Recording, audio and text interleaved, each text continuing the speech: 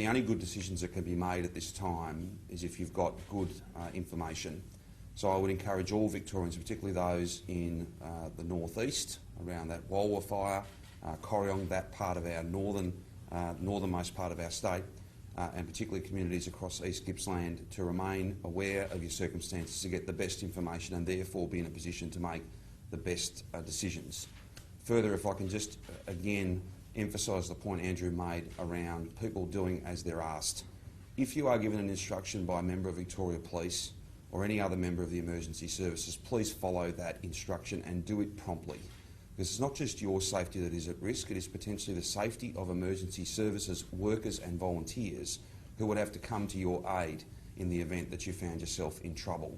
For your benefit and the benefit of those who might be diverted from other firefighting activity and indeed placed in harm's way themselves, please be patient, listen to the advice that you're given and follow it promptly.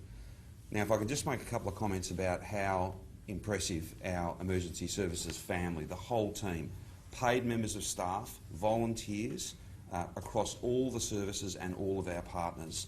They've done such an amazing job, and they are doing that job right now. We have going fires in communities that are under active ember attack, but through planning, through training, through resources, and through the absolute determination and skill that sets our firefighters and our emergency services community apart, they are doing an amazing job. And on behalf of all Victorians, I thank them for their skill and the effective way in which they are dealing with very dynamic and very challenging circumstances. These fires, particularly in East Gippsland overnight and throughout yesterday, were creating their own weather. That's how fierce, that's how active those fires were. There have been very significant losses in terms of property, stock, fencing, shedding. We won't be in a position to be able to confirm those details for some time, but teams who are assessing that impact are on the ground right now doing that important work. There are a number of people who remain unaccounted for, 4 of them, and of course we have fears for their safety, but we cannot confirm their whereabouts. As soon as we can bring any further information to you, then of course we will do that. Look out for each other. Be grateful that we have such an amazing emergency services family, and do everything you can to have the best information to make the best decisions. And I just again make the point, if you are issued with an instruction, please follow that instruction and do so promptly. We are not yet into 2020. This is going to be a long, hot, dry and dangerous fire season. Fatigue will be an issue, and all of us in that shared responsibility have to play our part to make sure that we keep ourselves safe and that we don't put others in harm's way. Again, our thanks and praise to everybody who's on the fire ground right now, everybody who has done such an amazing job to this point, and those who will be called upon in the weeks and months ahead as we face very, very challenging circumstances. But we are equal to this task because we are so well served by our career staff and so many tens and tens of thousands of volunteers whose passion and skill is a credit to them and to all of us as proud Victorians. Questions? So, Premier, did you just say 4 people were unaccounted for? That is correct. There are 4 people that remain unaccounted for. We can't confirm their whereabouts and therefore we can't confirm. Do you know which area, which region, which town? No, I think it is best at this stage if we simply, for the purposes of trying to be as transparent, give you as much information as we can. There are 4 people that remain unaccounted for. We can't account for them and therefore we can't give you any further information, but we do have very real fears for their safety. They've been in active fire environments and we can't account for them. Similarly, I know it's frustrating, there have been a very significant loss of property, very significant loss of stock.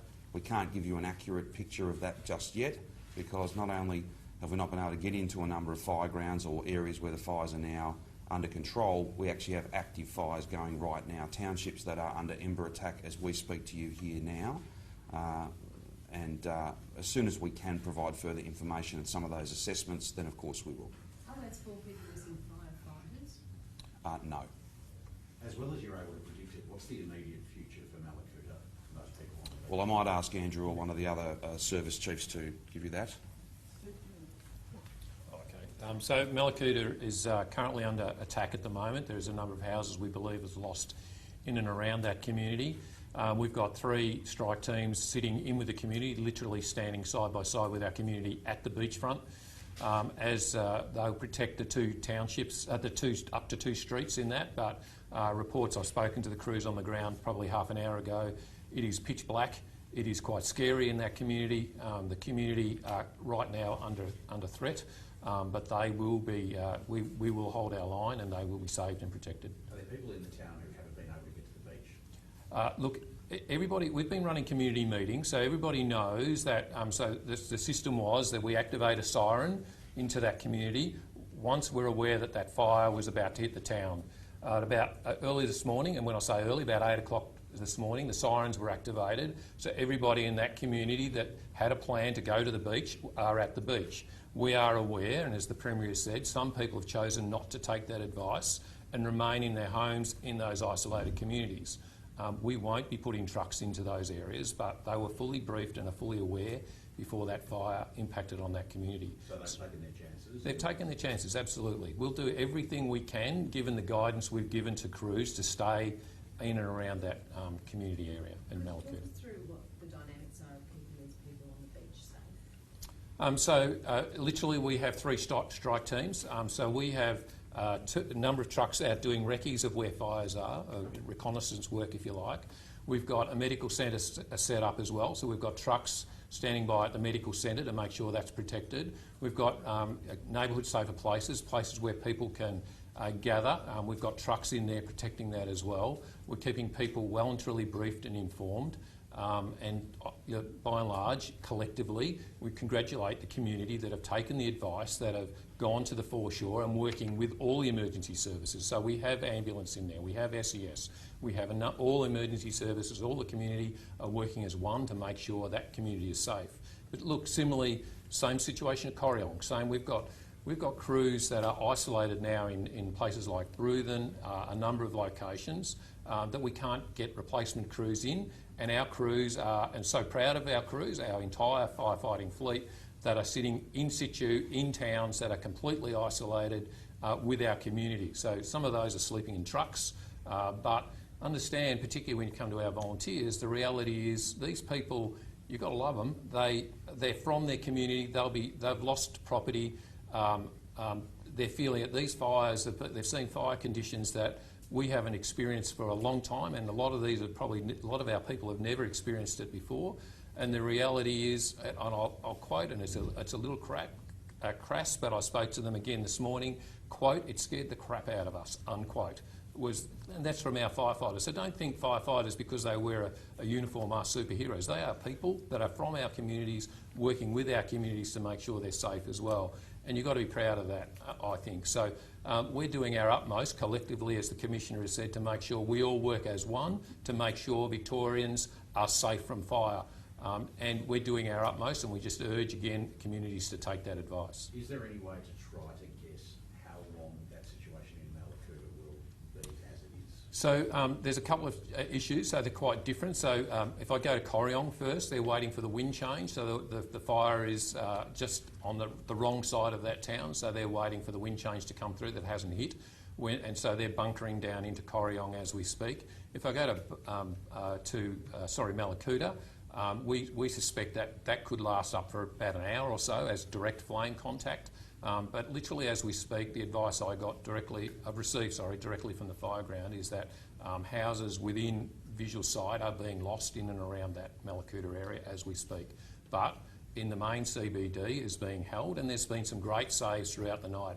Our crews are tired and exhausted, but they have worked tirelessly throughout the night and had a red-hot go of saving as much property as we can. And again, as the Premier has rightly said, Victorians should be proud of the emergency services we have in this state that have held us in good stead to this date. Thank you. Can I just add a couple of comments in relation to I had a conversation, text exchange with the Prime Minister this morning, and I'll speak with him after we finish here.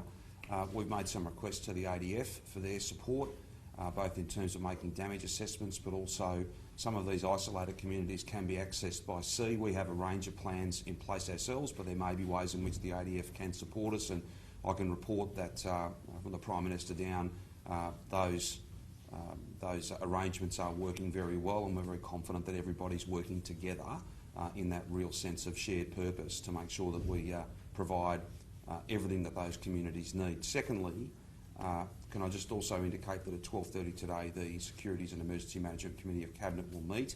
We'll receive a full briefing from all of our agency heads, but we'll also move into that into the next phase, so providing relief. We have a number of relief centres that are open right across the state, many thousands of people who are using those centres. So there'll be a big logistical task to make sure that they're fed and they've got all the things that they need.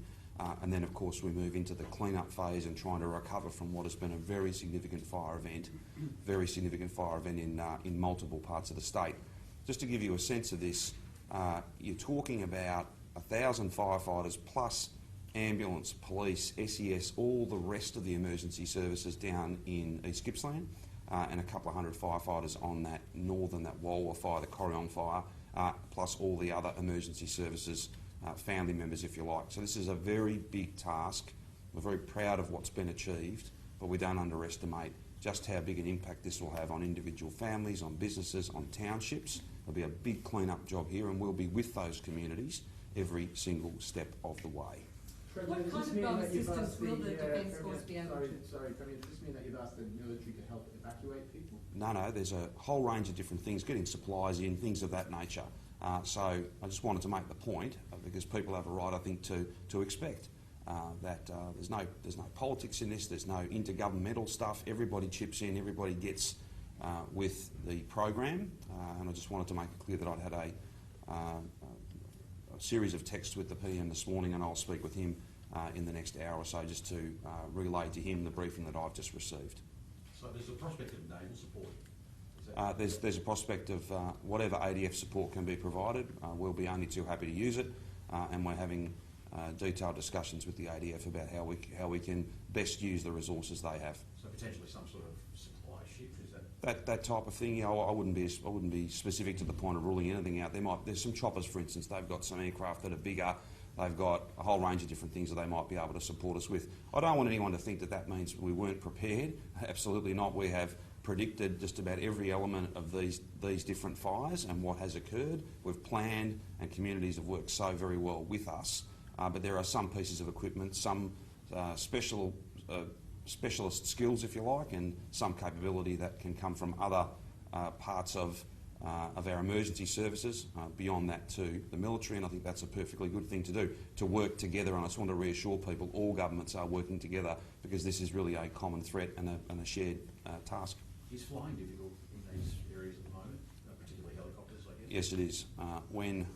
When fires are creating their own weather and have super hot columns that go up to 13, 14, 15 kilometres in the air, it's not safe. Then there's obviously the very common sense issue of not being able to see so much smoke, so much impact in terms of moving around. So whether it's fixed wing or choppers, there are very real limitations, and that's why with roads closed as well, access by sea is also something else that we had well and truly forecast, and we're speaking with a whole range of relevant services to try and ensure that happens. Have there been any requests made for firefighters from other countries, from overseas, to help fight the blazes? Yes, we have. I think we've made some requests from some Canadians and some from the US. The Commissioner tells me 70, just as we have been ready, willing, and have acquitted ourselves extremely well to support others in other parts of the world and indeed other parts of Australia. We, of course, when we need it, we call upon those very productive relationships and partnerships, and we have done that. Just in Mallacoota again, when did the evacuation order go out to people in Mallacoota, and are you comfortable that was sent at the right time? So there wasn't actually an evacuation order for Mallacoota. We've been closely watching this fire that started at Wingan River 2 days ago, and where it might potentially end up in terms of Mallacoota. So there was a lot of good work done yesterday, as the Chief Officer Warrington was talking about, in terms of engagement with community. So at the incident level and the regional level, they had to work through what their options were and undertake a risk assessment in relation to each of those options.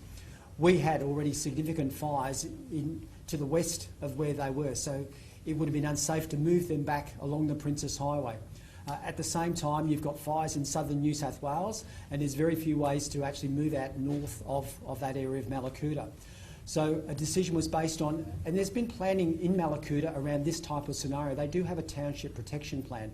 So when exploring all those options, looking at the risk assessment, it was then decided late yesterday afternoon that people, if they were in Mallacoota, the safest place for them to stay was definitely in Mallacoota. Commissioner, do we know roughly how many thousands of people are at relief centres at the moment? There are literally thousands. I know there's more than 1,000 in Corryong, I know there's more than 1,000 in Bairnsdale, and there are hundreds across other relief centres. Can I just ask about Buchan? It was in the line of fire as of yesterday. We've had unconfirmed reports of deaths in Buchan, and most of the town has gone. Have you had anyone on the ground there to see what's happened?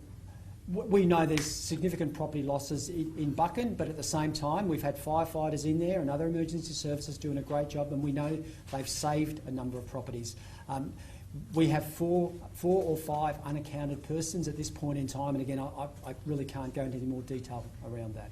Was that reference to the helicopters that you made earlier in Bairnsdale also to do with the military assistance? No, that we're looking at the fleet that we've got, that we have here in Victoria at the moment. So we've been using more than 70 helicopters and planes for quite some time now in relation to these fires.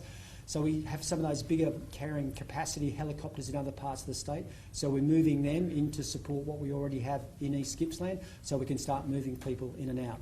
The ADF request, it was formalised a couple of days ago. We've been having conversations with Emergency Management Australia, the Commonwealth Department. We have a liaison officer from that particular department here in the State Control Centre. So we were already planning for this a few days ago. How many relief centres are set up at the moment? Look, off the top of my head, I think it's about 10 or 12. Are people in isolated communities in any danger in the short term of running out of food and water? We're certainly looking at all of that in terms of what we can do to support community, and that's why we're looking at those additional helicopters, so we can if we need to fly in supplies, that's all part of our planning. That actually started yesterday, and we'll put that into place today. Are there some areas you're watching at the moment where there might be flare-ups or other concerns, or are you still, are there other areas people should be concerned about? Other than the Mallacoota and the Walwa, the Corryong area, we've got more than 200,000 hectares burnt or burning across East Gippsland. So the point is, we are concerned about any other communities that are in the vicinity of any of those fires, and that's where it gets back to people need to stay across at their local conditions, know how to access that good information to make good decisions. Can I just clarify with Corryong, the wind change will move fire away from the town or towards the town? Towards. And when do you expect the wind change? A couple of hours. Yeah, I think it's towards the town and with the next couple of hours. For people who evacuated to the east and headed towards New South Wales, are there now concerns that they're now in a different fire zone with fires in southern New South Wales, and what's the advice to those families?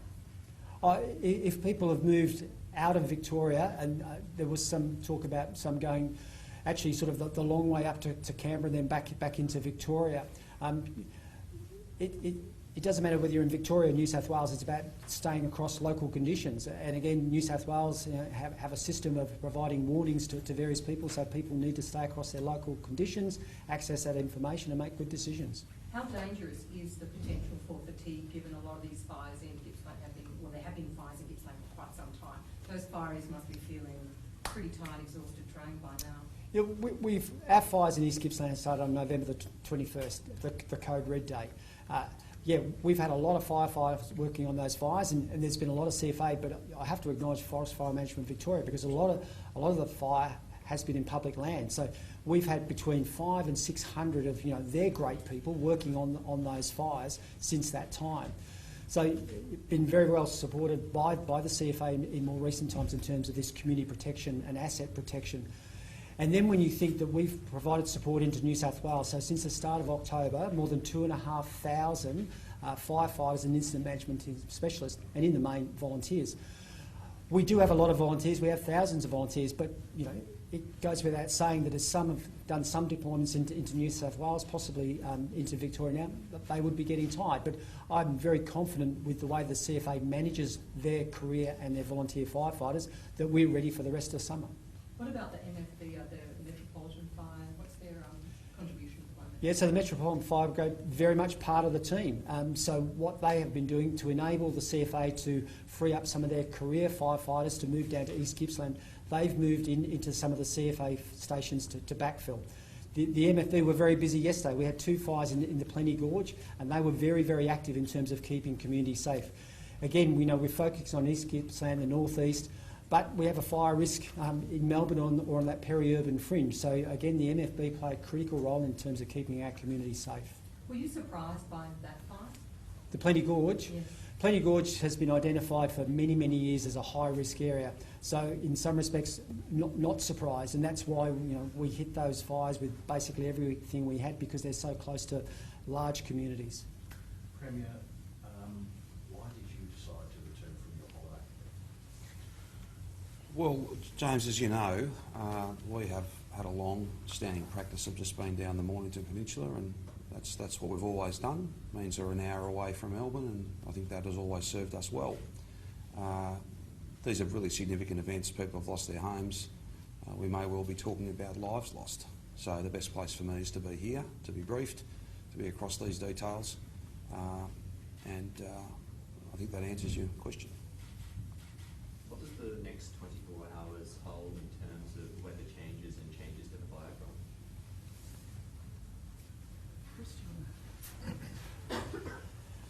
So over the next 24 hours we can expect milder weather conditions to prevail over Victoria, which is going to be a really great break for firefighters. But typically in the Victorian summer we'll see temperatures slowly increase through to next Friday and Saturday, and we would expect increased fire behaviour next weekend. So we'll take every opportunity to contain as many of these fires in the forest as we possibly can, and be planning for the next spike day to determine where these fires will spread and ensure that we are looking into and understanding what risks are to the broader community.